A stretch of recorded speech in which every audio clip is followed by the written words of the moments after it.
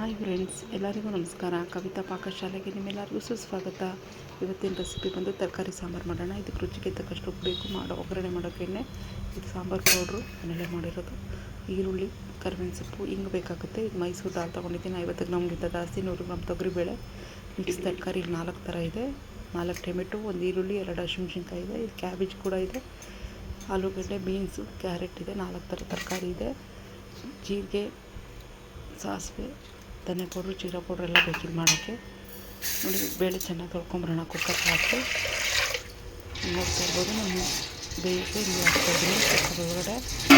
ಈಗ ತರಕಾರಿ ಎಲ್ಲ ಹಾಕ್ತಾಯಿದ್ದೀನಿ. ಇದೊಂದು 300 ಗ್ರಾಮ್ ತರಕಾರಿ ಇದೆ ಎಲ್ಲನೂ. ಬೀನ್ಸು, ಕ್ಯಾಬೇಜ್ ಕೂಡ ಹಾಕ್ಕೊಂಡಿದ್ದೀನಿ ನಾನು. ಎಲೆಕೋಸು, 2 ಹಸಿಮೆಣಸಿನ್ಕಾಯಿ ಹಾಕ್ಕೊಳ್ಳೋಣ, ಇದು ಟೇಸ್ಟ್ಗೋಸ್ಕರ.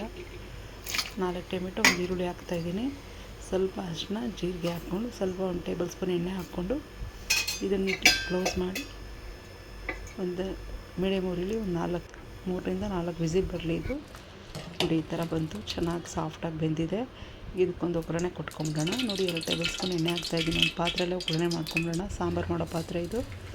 ಸಾಸಿವೆ, ಜೀರಿಗೆ ಹಾಕ್ಕೊಂಡಿದ್ದೀನಿ, ಸಿಡಿತಾ ಇದೆ, ನೀವು ನೋಡ್ತಾ ಇರ್ಬೋದು. ನೋಡಿ, ಒಂದು ಸ್ವಲ್ಪ ಈರುಳ್ಳಿ ಕಚ್ಚಿಟ್ಟು ಈರುಳ್ಳಿ ಹಾಕ್ಕೊಂಡು, ಕರಿಬೇವಿನ ಸೊಪ್ಪು ಹಾಕ್ಕೊಂಡು ಹಿಂಗೆ ಹಾಕ್ಕೊಳ್ಳೋಣ. ಮತ್ತು ಈ ಸಾಂಬಾರು ಎಲ್ಲದಕ್ಕೂ ಹೊಂದ್ಕೊಳ್ಳುತ್ತೆ. ನೋಡಿ, ಅರಿಶಿನ ಹಾಕ್ತಾಯಿದ್ದೀನಿ, ಸ್ವಲ್ಪ ಜೀರಾ ಪೌಡ್ರು, ಧನಿಯಾ ಪೌಡ್ರು, ಅಚ್ಕಾರದ ಪುಡಿ. ಇದು ಹಾಕೋದ್ರಿಂದ ಒಂದು ಡಿಫ್ರೆಂಟ್ ಟೇಸ್ಟ್ ಬರುತ್ತೆ. ಯಾಕಂದರೆ ಈ ಥರ ಮಾಡಿ ನೋಡಿ, ಜೀರಾ ಪೌಡ್ರು, ಧನಿಯಾ ಪೌಡ್ರು